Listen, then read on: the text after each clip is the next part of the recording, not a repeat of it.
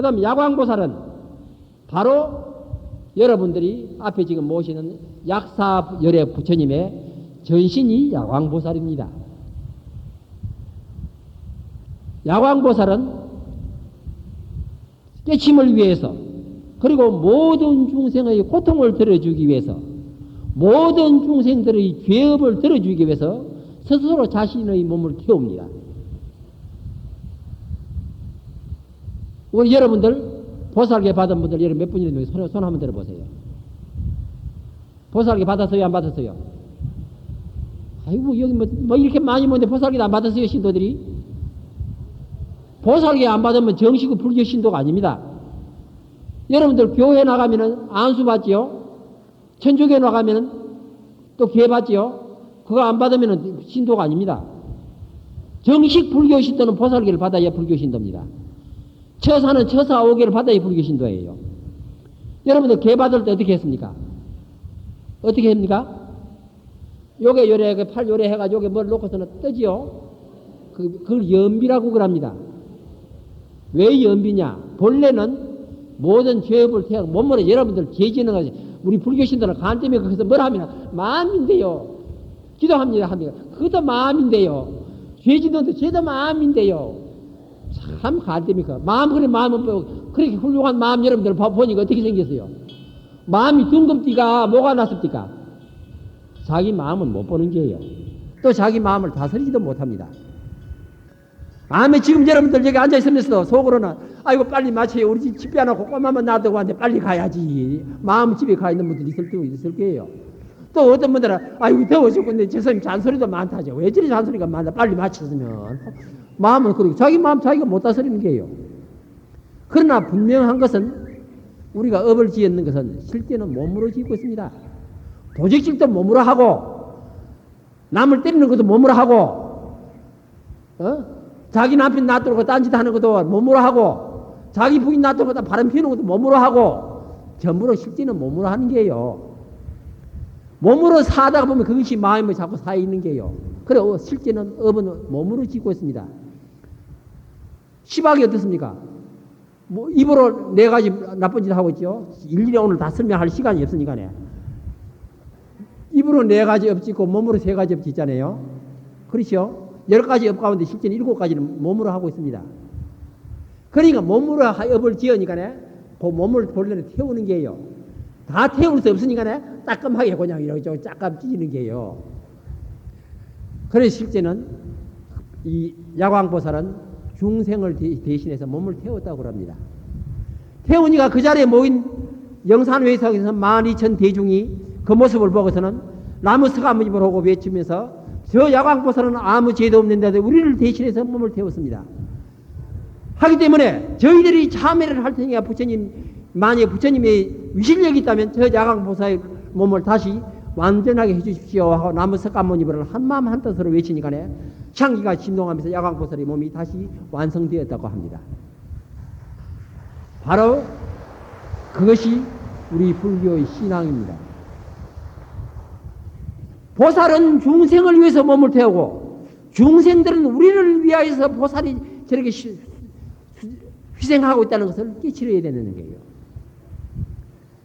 여러분들 이 불사할 때 제가 이 회양할 때 제가 왔더랬습니다. 신도들을 15차를 데리고 제가 왔더랬습니다. 왜냐하면 강원도 집까지 올라오면 꽤 멉니다. 왜 데리고 왔느냐? 좀 보고 깨치라고 하는 게예요. 나는 여기 참 기성선님 참 훌륭하다고 보지 제가 그덕 이야기하지만은 저도 불사를 제가 월정사 주지를 지금 3만기차하고 지금 하고 있거든요. 만 11년이 넘었습니다. 11년 동안 한 100억 불사를 했습니다. 이것은 내가 보니까 여기 혼자 저는 저녁 7시 반 되면 이유 없이 저는 불도 끄고 전화도 안 받고 잠잡니다. 반드시 1시 반 되면 제가 일어납니다. 일어나서 내 자신을 살펴봅니다. 왜냐하면은 아침 9시부터 저녁까지 만약에 머슴살이를 그대로 하려면은 24시간 맨날 머슴살이라 나를 위한 시간이 하나도 없어. 근데 내가 중될 때 그렇게 중된 건 아니거든요. 분명히 나도 깨쳐가지고 부처가 되려고 했는데 맨날 머슴살이만 하고 있어. 그래서 하도 억울해서 7시 반만 되면 제가 전화를 안 받습니다. 안 받고 대신에 딱 자고 1시 반 되면 일어나서 내 자신을 위해서는 공부를 합니다. 가만히 생각해보면 11년 동안 내가 뭐 했느냐 말이요. 매달 머슴살이라. 어느 신도 뭐 어떻게 화주를 해가지고 어떻게 집을 어떻게 지을까? 이번엔 뭘 할까? 신도들 하면 세수할 곳이 있나? 잠을 살 곳이 있나? 스님들이 수행할 장소가 마땅치 않나? 왜냐하면 6.25 때 월정사는 완전히 불타고 건물이 하나둘 싹 불탔습니다. 그래 저 은사 스님께서 25년간 주제를 하면서 법당 짓고 요사체 몇 개 짓고 하다가 돌아가셨거든요. 그러다 보니 그걸 이어받아서 저를 완성을 시키다 보니까 하루도 내 시간이 없는 게요. 그럼 누굴 위해서 하느냐 말이요. 나를 위해서 하는 게 아니에요. 바로 이곳 주지 스님들께서도 여러분들 중생들을 위해서 실제 다 당신 시간이 없을 게요. 바꿔 말하면 머슴살이지 그거는 죽노릇이 아니라 그러면은 머슴살이 하면은 여러 신도님들 그것을 깨우칠 줄 아는 게 스님께서 우리를 위해서 저렇게 고생하시구나. 바로 스님들은 중생을 신도들을 위해서 희생하고 신도들은 스님들의 희생정신을 깨우쳐서 알아줬을 때 바로 이 땅은 향기가 넘치는 부처님 세상이 될 수 있다는 것을 야광보살품에서 말씀을 하고 있습니다. 그 다음 묘원보살품에 보면은 묘원보살은 부처님의 자비의 말씀을 항상 하시고 있습니다. 그럼 관세음보살은 무엇이냐? 관세음보살이 대자 대비하신 부처님의 뜻을 그대로 실천하는 몸소 실천하는 보살이라고 했습니다. 그래서 법화경에서 상불경 보살품은 인간의 졸음성을 설명하고 야광보살품은 부처님의 금강신을 설명을 하고 묘원보살품은 부처님의 자비의 은행을 말씀하시고 관세음보살품에는 바로 부처님이 대자 대비하신 뜻을 몸소 실천하는 보살이라고 말씀하고 있습니다. 그래서 이 관세음보살 법문품에 보면 관세음보살 보면은 중생들을 위해서 32가지 몸을 나춘다고 그랬습니다. 실제는 32가지가 아니고 이 한문경전에 보면 33가지로 되어 있고 또 범어로 된 데를 보면 13가지로 되어 있고 또 정법화경이라고 번역하는 다른 사람이 번역해 놓겠습니다. 그게 보면은 17가지로 되어 있습니다. 그런데 다만 이것은 무엇을 뜻하느냐 하면은 32가지를 보면은 이런 게 있습니다. 첫째는 하늘에 있는 신들입니다. 그 다음에 둘째는 인간의 모습으로 나타나는 인간의 우리가 권력자들의 모습입니다. 옛날에는 임금 제일 높으잖아요. 임금 대신들이 높거든요. 그래 옛날에 임금 삼정성 육판서 몸을 다 나타낸다고 그랬습니다. 또 권력자들 요새 말하면 경찰들 검찰들 이런 모습을 다 나타낸다는 거예요. 때에 따라서는 그러진 모습까지 나타고 때에 따라서는 악한 모습 요새 말하면 깡패들 모습까지 나타낸다는 거예요. 왜 그러냐? 중생들이 때에 따라서는 돈이 필요하면 재벌의 모습을 나타내는 것이고 내가 바다에 빠졌을 때는 선원의 모습으로 나타기도 하고 내가 필요할 때는 어떠한 모습이라든지 나타난다는 거예요. 그 가장 좋은 예를 제가 시간이 없기 때문에 이 관세음보살을 믿으면은 열심히 부르면 7가지 칠난을 면한다고 그랬습니다. 첫째는 화란이요, 둘째는 수란이요, 셋째는 풍란이요, 바람의 난, 태풍, 그 다음에 세 번째는 왕난, 권력에 의한 난, 그 다음에 6번째는 감옥살이 하는 거, 형무소 생활하는 거, 그 다음에 7번째는 도적이나 원수, 그래 이 7가지 난을 면한다고 합니다. 근데 이 화란에 대해서 관세음보살을 열심히 부르면 불의 난을 피한다는 거예요. 그래 이 예를 제가 한 가지만 딱 들겠습니다. 우리 절의 신도 가운데 우리 스님 계실 때부터 열심히 화주하는 화주보살님이 한 분이 계십니다. 지금은 연세가 84입니다. 근데 지금도 자기 닿는 힘 된다는 대로 84 되는 노인이 지금도 화주를 하고 있습니다. 근데 그분 아드님이 약사입니다. 약사인데 서울의 어느 시장입니다. 시장 옆에서 그 약국을 하고 있었습니다. 그 시장이 몇 년 전에 확 다 전체 불타버렸습니다. 근데 불이 바람이 몰려서 자기 약국으로 몰려오더라는 거예요. 근데 며느님 되는 분이 그 두 부부가 장사를 하니까 약국을 비울 수가 없으니까 절에 못 다니는 거예요. 근데 시어머니가 항상 가르치기를 너는 절에 못 가니까 열심히 관세음보살만 부르면은 장사 잘 되면 관세음보살 부르라고 가르쳤다는 거예요. 그리고 이 젊은 보살은 절에 1년에 한 번도 안 옵니다. 시어머니 따라서 어쩌다가 한 번씩 오지 절에 다니잖아요. 근데 시어머니가 관세음보살만 부르라고 가르치는 게 밤낮으로 관세음보살 부르는 게 시간만 있으면은. 근데 불이 나가지고 바람이 그쪽 약국으로 물 몰려오더라는 게요. 그러니까 보살은 아무것도 모르니까 관세음만 보살만 부른다는 이야기 부르면 뭐 잘 된다는 이야기만 들으니까 관세음보살 살려주시오 했다는 게요. 한지가 갑자기 바람이 반대 방향으로 싹 불어가지고 그 집에 약국에 벽만 꺼서리고서는 불이 안 붙었다는 게요. 그 좋은 실례입니다. 저거는 들은 이야기도 아니고 실제 제가 그 집에 지금도 제가 서울에 가면 그 보살님이 스님 서울에 가서 딴 데 가서 고향하시면 우리 집에 와서 고향하세요 해서 그 노인네가 80만 넘은 노인네가 밥하는 게 안쓰러워서 저는 잘 안 갑니다. 근데 지가 불 나고 나서 실제 가보지 현장을 제가 직접 가봤습니다. 이게 살아있는 이야기예요. 이와 같이 관세음보살을 열심히 부르면 불도 피해간다는 게예요. 그 다음에 수란에 대해서 또 한 가지 이야기하겠습니다. 얼마 전에 이것은 지금부터 한 몇 년 전입니다. 동아일보 사회면에 난 이야기입니다. 어떤 선원이 상선을 타고 가다가 미국 상선을 갔다 오다가 태평양을 건너오는데 바람이 불어가지고서는 이 선창가에 나가다가 물이 푼 더 빠져버린 거예요. 근데 배는 그걸 모르고서는 가버렸어. 근데 이 어머니가 부산 사람일 거야 아마. 열심히 절에 다니는 분이라. 그런데 어머니가 절에 다니면서는 너는 배 타고 다니기 위험하니까 항상 관세음보살만 부르라. 그러면은 어떤 일도 피해 날 것이라고 그 이야기 들었다는 거예요. 그래 바다에 풍덩 빠지니까 급하니까 어쩔 줄 방법이 없으니까 태평양 한 군데 빠지고 어떻게 사느냐 말이요. 그러니까 관세음보살 했다는 게요. 한정이가 갑자기 어디서 나타나는지 큰 거북이가 나타나더라는 게요. 그 거북이가 경우에 떡을 태워주더라는 게요. 근데 여러분들 거북이의 등에 7시간을 타고 있었다는 게요. 그래서 지나가던 배가 그걸 보고서는 구원을 받았다는 게요. 근데 여러분들 이걸 아세요. 거북이는요 물 밑에 살지만은 물 밑에서 숨 쉬러 올라오면은 2분을 잊지 않습니다. 제가 바다 자주 가서 저는 거북이를 많이 봤습니다만은 거북이 생리에 보면은 물 속에 있다가 3시간 만에, 5시간 만에 한 번씩 물 위에 뜹니다. 올라오면 숨 한번 딱 들이쉬고서는 물 속으로 도로 들어가는 것이 거북이 생리입니다. 물에 절대 떠있질 않습니다. 그런데 7시간 동안이나 떠서 거북이의 등에 엎이다는 이것은 도저히 기적이라는 게요. 그런데 이 어머니 되는 보살님이 절에 그렇게 다니면서 열심히 방생을 했다는 게요. 하면서 오직 아들 하나 잘 되기만을 빌고 자식에게 가르쳐 주기를 관세음보살만 불러라. 그러면서 했다는 거. 그래서 이 아들이 급하니까 관세음보살을 불렀다는 게요. 근데 그 기적적으로 거북이가 7시간이나 물에 떠 있으면 살려줬다는 게요. 바로 이것이 이 법화경 관세음보살 법문품에 나오는 수란을 면한다는 이것도 하나의 살아있는 실예입니다. 이건 제가 만든 이야기가 아니고 신문에 나온 소리입니다.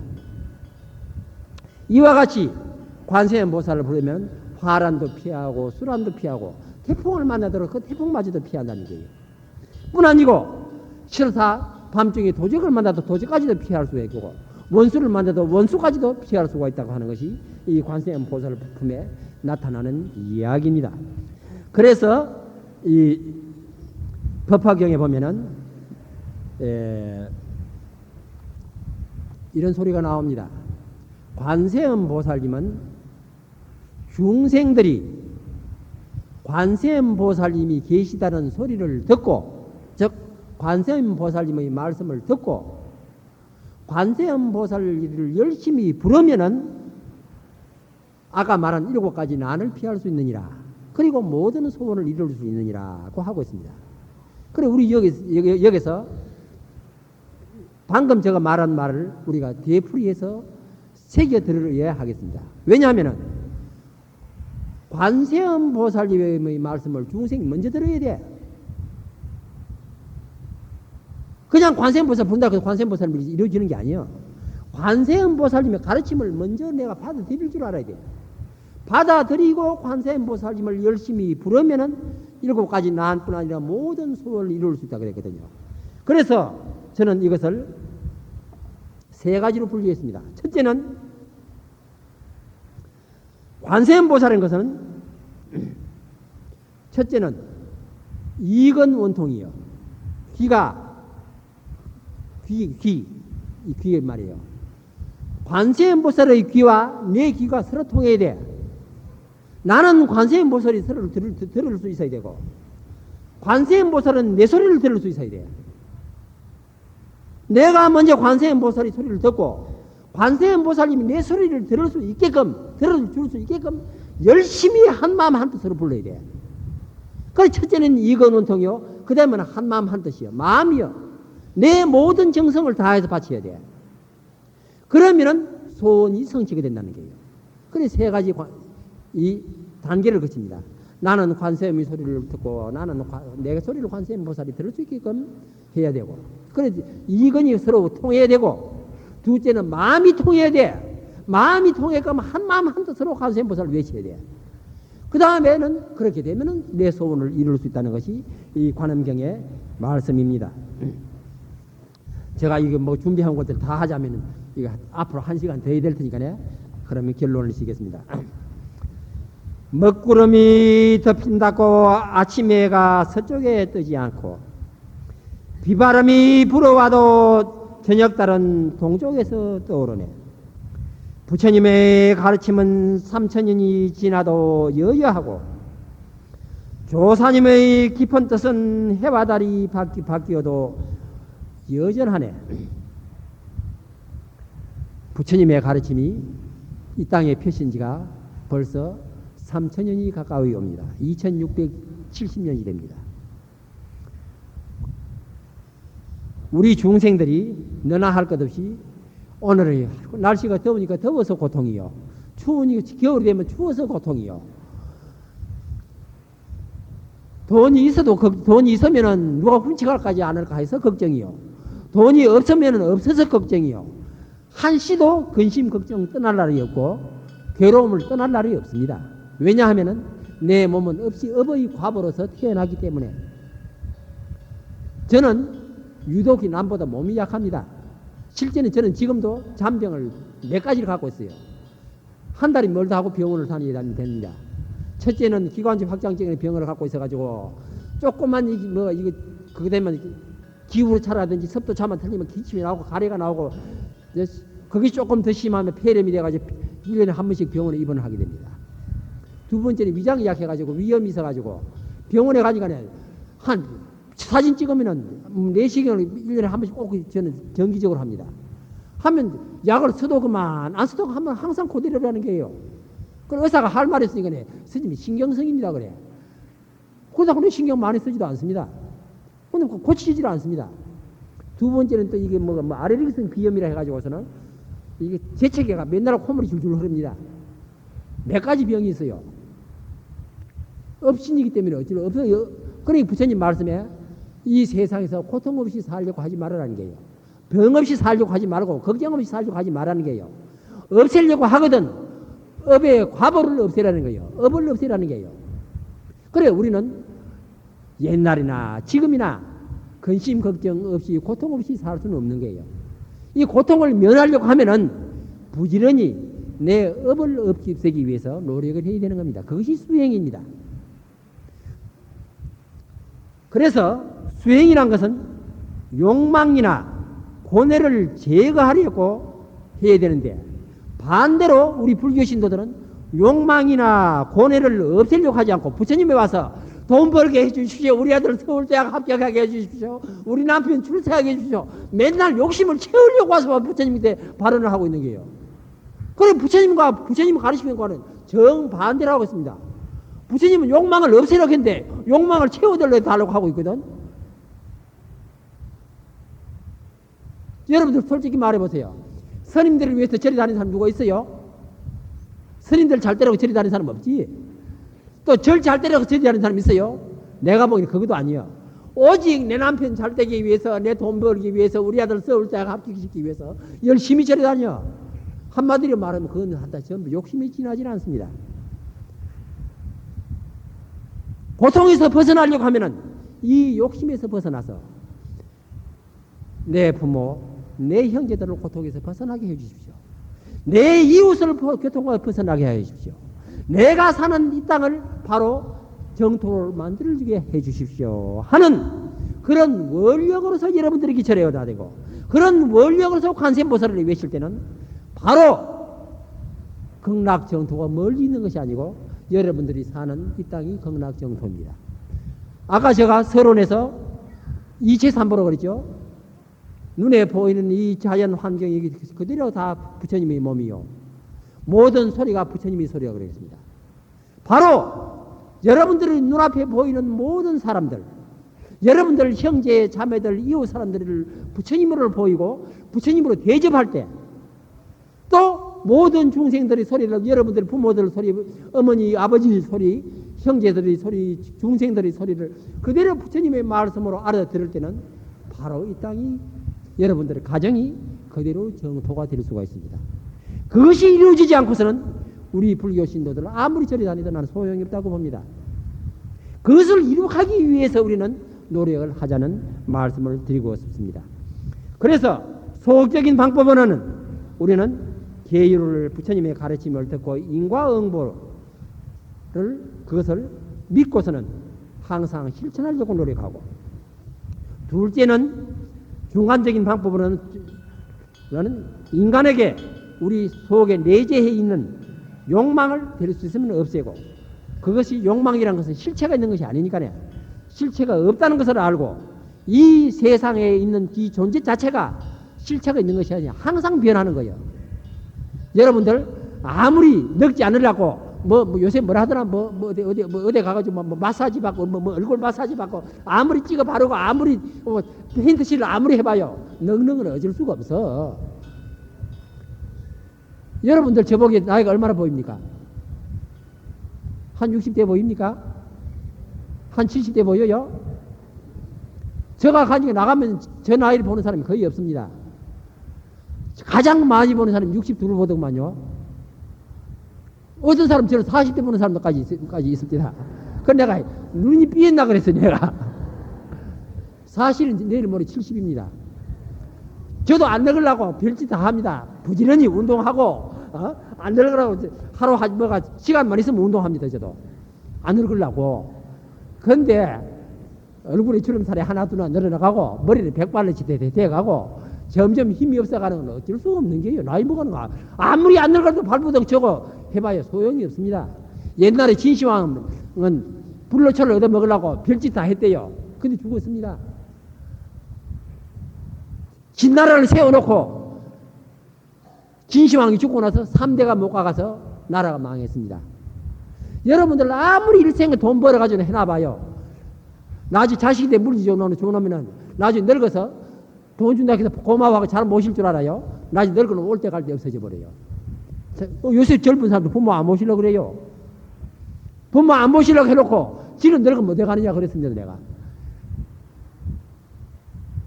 그러니까 여러분들 부처를 멀리서 찾지 말고 위선 여러분들 부모를 위해서 부처를 찾으세요.